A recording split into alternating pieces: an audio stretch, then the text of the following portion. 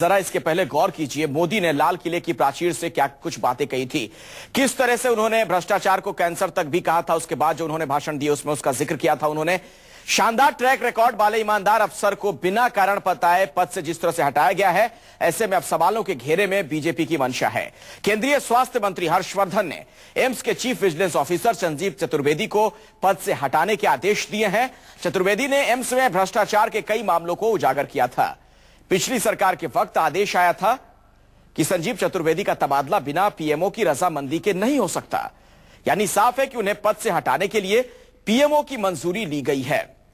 स्वास्थ्य मंत्रालय के एक आदेश के अनुसार स्वास्थ्य मंत्री की मंजूरी के साथ एम्स नई दिल्ली के सीवीओ का कामकाज तत्काल प्रभाव से 3 महीने की अवधि के लिए स्वास्थ्य और परिवार कल्याण मंत्रालय के संयुक्त सचिव और सीवीओ को सौंपने का फैसला किया गया है। हरियाणा कैडर के 2002 बैच के वन सेवा के अधिकारी चतुर्वेदी का कार्यकाल जून 2016 में पूरा होता है। हमारे साथ कुंदन सिंह हमारे संवाददाता जुड़ चुके हैं। कुंदन, किस तरह का विवाद नजर आ रहा है इस मामले को लेकर? देखिए अखिलेश, ये बड़ा मामला है। अगर चीफ विजिलेंस ऑफिसर जो कि किसी भी संस्थान के लिए वो अधिकारी होता है कि अगर कोई भी गड़बड़ी पाई जाती है उसको लेके वो जांच करता है। इससे पहले जो एम्स के chief administration officer Vineet Chaudhary थे, जिनको लेके बहुत विवाद हुआ था और तमाम उनके कार्यकाल के दौरान जो कंस्ट्रक्शन हुए थे, खासकर एक मल्टी लेवल की पार्किंग बना था, एक नया एडमिनिस्ट्रेशन ब्लॉक बना था, उसमें कई अनियमितताएं को लेके खुद संजीव चतुर्वेदी ने ये रिकमेंडेशन किया था इस मामले को सीबीआई जांच कराई जाए।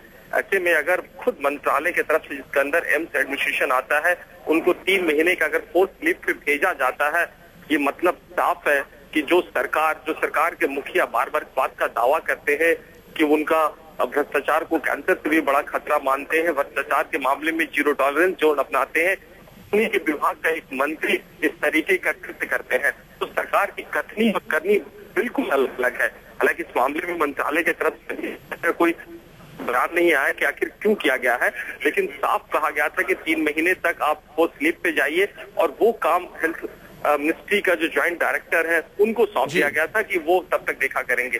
अगर एम्स में इससे पहले भी तमाम अनियमितताओं का मामला आता रहा है, खुद उस दौर के जो चीफ एडमिनिस्ट्रेशन ऑफिसर से विनीत चौधरी को लेके कई 1 दर्जन से जुड़े मामले थे और दूसरे तमाम मामले थे जिसमें उसके एक्सपेंशन का बात हो, खुद पोषण की बात हो, खुद मिलिट्री की बात हो, और एम्स चूंकि देश का सबसे बड़ा अगर मेडिकल इंस्टीट्यूशन है, ऑटोनोमस बॉडी है, और एक तरह से उसकी अगर फंड की बात करें तो हजारों करोड़ रुपया सालाना फंड का भुगतान होता है।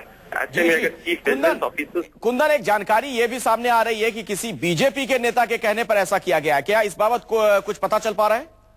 नहीं, बिल्कुल। आप अगर जिस तरीके से उस दौर के वक्त में भी तमाम जब अनियमितताओं की बात सामने आई तो सरकार ने डिफेंड किया था, और अब एक बार फिर ये बात आ रही है कि किसी बड़े पॉलिटिकल दबाव की वजह से स्वास्थ्य मंत्री डॉक्टर हर्षवर्धन की तरफ से किया गया। हालांकि बात है इसकी और स्पष्ट होगी, लेकिन किसी ऐसे ईमानदार ऑफिसर्स का जिसका पूरा एक अच्छा खासा ट्रैक रिकॉर्ड रहा हो, खासकर करप्शन के खिलाफ लड़ने में, अपने पीछे हरियाणा की पोस्टिंग के दौरान भी तमाम जो वन विभाग के ऑफिसर्स ने तमाम बड़े नेताओं, बिल्डर्स और ब्यूरोक्रेट के नेक्सस के बारे में कहा था और उन्होंने संतुष्टि की थी कि इन मामलों की जांच कराई जाए। ऐसे ईमानदार सभी के अधिकारी को अगर हटाया जाता है, आखिर वो किसी के कहने पे कोई पॉलिटिकल दबाव जरूर रहा होगा। बिल्कुल, और ऐसे में कुंदन अब सरकार को जवाब देना पड़ेगा, क्योंकि सरकार की मंशा पर सवाल खड़े होंगे, नरेंद्र मोदी की मंशा पर सवाल खड़े होंगे। एक तरफ भ्रष्टाचार को वो कैंसर से भी खतरनाक बताते हैं, दूसरी तरफ उन्हीं की सरकार में ऐसा फैसला ले लिया जाता है।